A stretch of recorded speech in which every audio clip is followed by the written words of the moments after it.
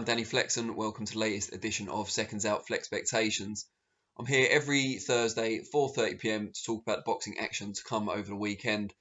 And this Saturday out in Hollywood, Florida, not Hollywood, California, we see one of the more intriguing world title fights so far in 2021 as Liam Williams finally and belatedly gets his challenge for the WBO middleweight title held by Demetrius Andrade.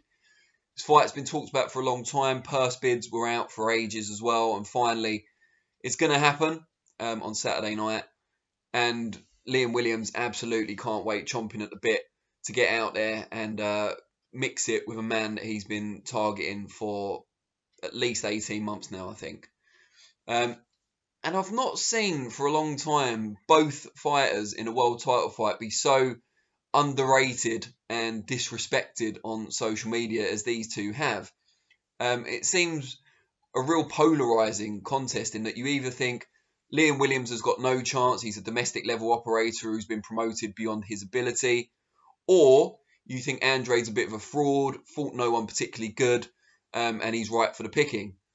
No one seems to think it's going to be a close fight, except maybe me and a few others. But I do. I see it being a very competitive fight.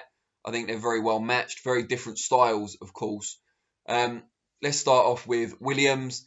Let's take the domestic argument first of all. Yes, he has blown away some domestic operators, Joe Mullender, Andrew Robinson, more recently, who was his mandatory.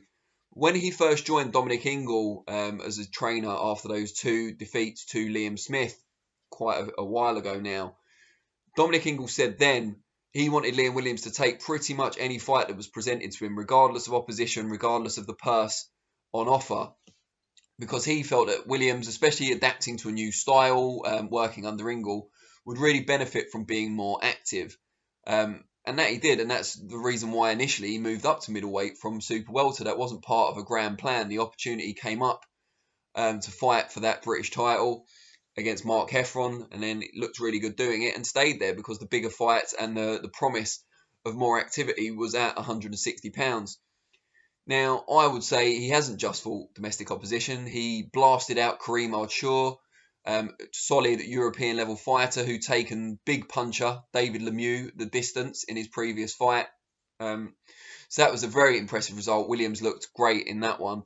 And then Atlantes Fox, of course, a common opponent between him and Andrade, had taken Andrade the distance, probably unfairly awarded a knockdown in that fight. Looked more like a slip and off balance Andrade, if anything.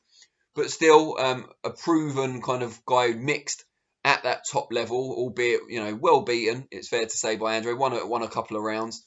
And Williams destroyed him just as he had Archer. Took a few rounds longer. Archer was done in 2. Atlantes Fox lasted into the 5th.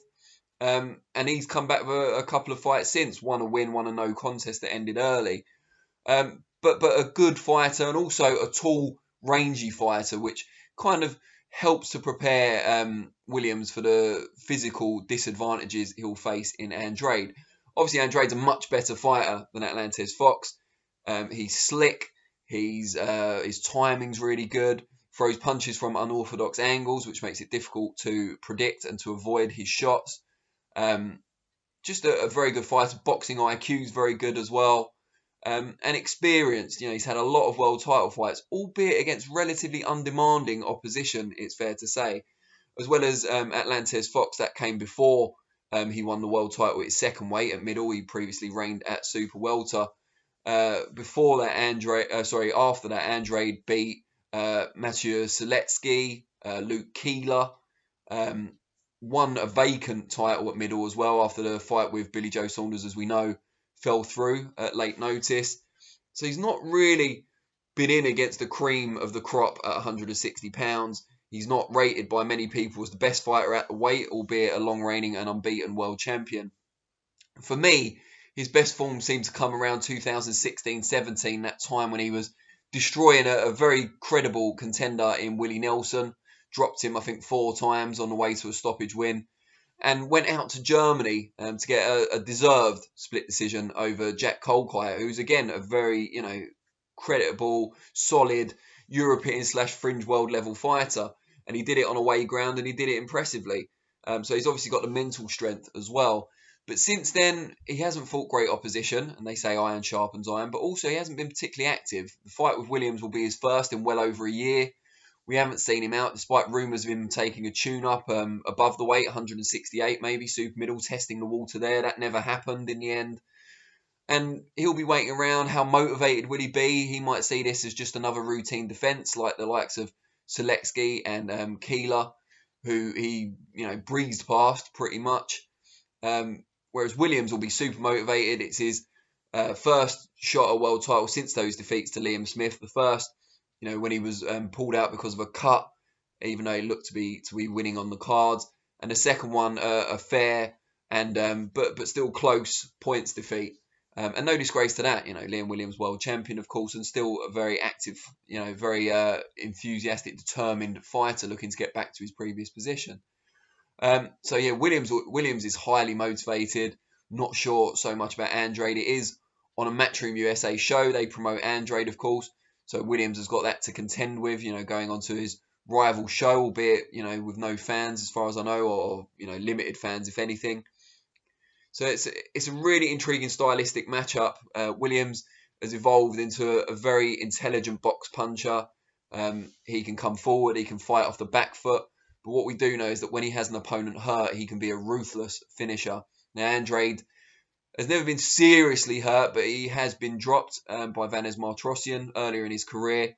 And he does leave himself open. There's advantages to having those big looping unorthodox shots that he throws, but it does also leave him open to sharp counters. And since being with Ingle especially, Williams has become very, very sharp. His timing and his shot selection have been excellent, albeit against opponents who aren't as good as Andrade. So there's a lot of unanswered questions, and hopefully they will all get answered on Saturday night. And it might not be the most exciting fight. It might be a bit of the proverbial chess match. But we are talking about a proven world-class fighter and someone who seems like he's just about ready to take that step up into genuine world-class in Williams. And I think they'll bring out the best in each other. I think Williams will push Andrade to find something resembling his previous good form. And I think he'll respond in kind. And it'll be interesting. Very, very interesting fight. I'm not going to make a prediction if that's what you're waiting for. I really can't split them. I'm honestly not sure who's going to win. I've been a fan of Andrade for a long time. Ever since I saw him on TV. I think it might have been on ESPN about 5 years ago. I just think he's a very, very underrated fighter. His judgment of distance, his footwork, the angles, I think he's very, very good. But Williams has got to be one of the most improved and one of the most on-form fighters in the world today. And he's walking through opponents at the moment. He hasn't been tested for a long time. I do expect him to be tested on Saturday night, but I'm not 100% sure who comes out on top, which means if you're betting on the fight, I would say the value is very much with Williams, who's the outsider, to come out on top, because I think, regardless of what the bookies say, I believe this is a genuine 50-50 contest. And probably the best news of all is that DAZN, recognising the UK market, are putting the fight on. We're expecting the main event ring walks to be around 10:30, 11 p.m. on Saturday night. So even though it's in Florida, we shouldn't have to worry for once about the time difference. The card starts, I believe, on DAZN about 8 p.m. UK time, so we'll be able to watch it. And as far as I'm aware, because I've still got it and I haven't checked my bank statement recently, I believe DAZN is still £1.99 a month for viewers in the UK. So hallelujah to that.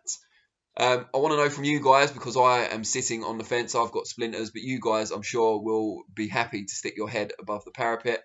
Tell me who you think is going to win and why and how. Stoppage or points. Throw in a disqualification if you like, just for kicks. But yeah, let me know what you think is going to happen on Saturday night, and I will be back on Monday to reflect on it, and the MTK show also, which takes place on Saturday night in Bolton. I haven't really talked about that, but I'll be talking about it more on Monday after it's happened. 4:30 p.m. on Monday, and then the next FLEXpectations, looking ahead to a number of fights, including a bit of a low-key banger between Denzel Bentley and Felix Cash, both of whom we've interviewed this week on the channel. That will be FLEXpectations next week, Thursday, 4:30 p.m. as well. Really appreciate you watching, as always, and I will see you soon. Cheers.